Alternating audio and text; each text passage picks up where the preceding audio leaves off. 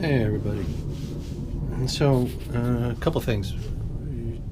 Basically, well, one thing. Sliding canopy. And there you can see the slot on one side. There's the other one. So how do we get that? On the stick and tissue plan, they talk about making track. But when you do infill, you really don't have to do that. All I needed to do was cut the slot out. This is 3/32 thick infill pieces, and the rail runs just above the stringer.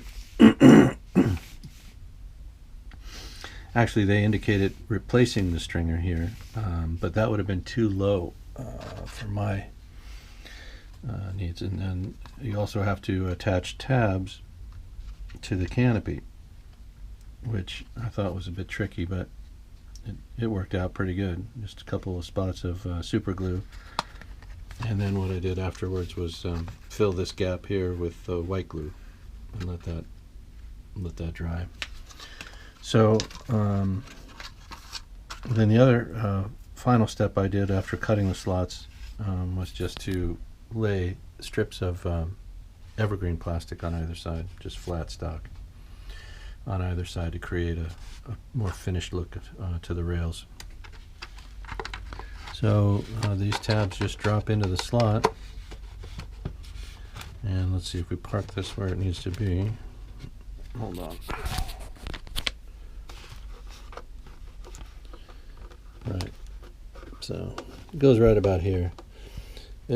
It lays down right onto the surface of the model pretty well.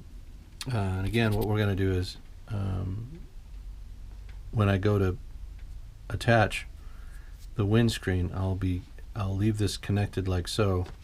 This will be glued in place exactly here. We know that's aligned,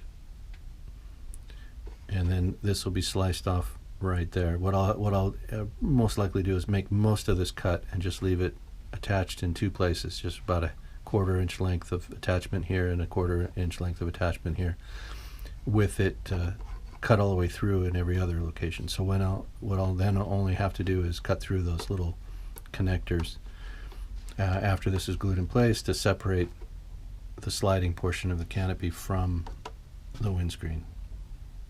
All right, but I wanted to get this done before I started working on the interior of the cockpit.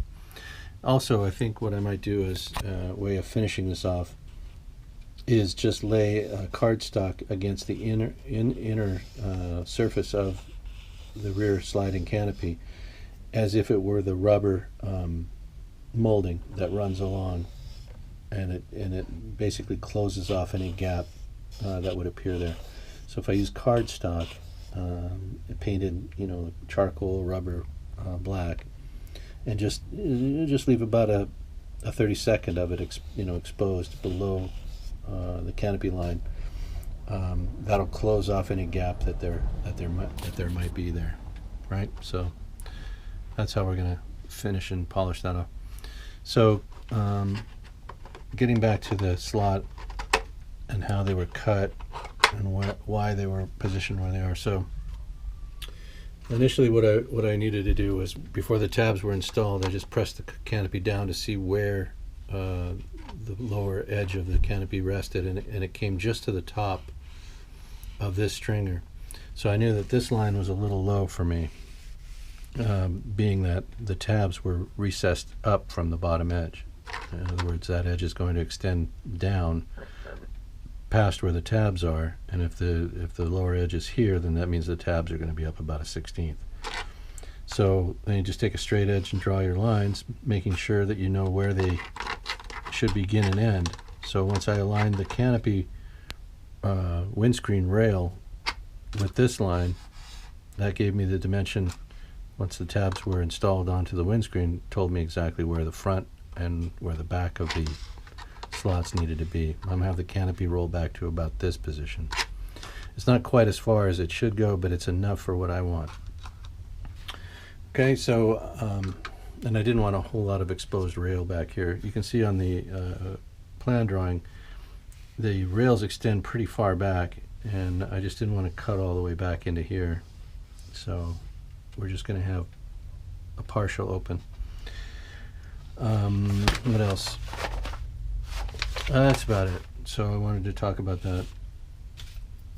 And then cleaning out that slot, all I did was take a razor after I'd drawn an ink line using a straight edge, took a brand new X-Acto blade and just carefully drew along that line until we were through. And then to widen it out, I just used the shank portion of this small jeweler screwdriver. And you do that to widen the slot enough, but not too much. So we wanted it wide enough to accept the tabs, but I didn't want it sloppy. I didn't want the canopy doing this or a whole lot of this. So they're fairly tight. And then by adding the surface rails after the fact, allowed me to narrow the gap even more. So that's why that fits in there snugly. Okay, there's a little bit more smoothing to do here, and then I'll start adding the making and adding the boxes to the cockpit. The tail wheel situation is pretty much resolved. I just need to actually make a tail wheel, and at that point the fuselage is done to the point that it needs to be before I can start working on the wings. All right, so this is where we are today, and I'll have some more videos to post probably in a day or two. Thanks for watching. Have a good day.